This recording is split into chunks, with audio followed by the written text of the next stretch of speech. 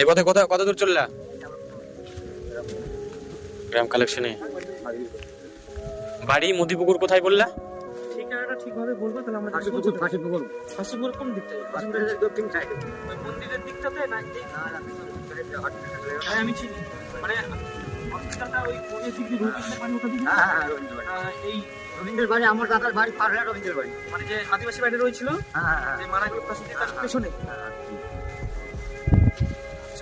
নাম কি রয়েছে আপনার? আপনার বাড়ি কবে? আমি যাবো বিকেলের দিকে। আমরা যাবো বিকেলের দিকে। বাড়িতে আর কে আছে? দাদা একাই আছে। আর আপনার কেউ নেই? এমনি ছেলে পেলে সংসার করেছিলাম জীবন সংসার এবার একটা ছেলে আছে।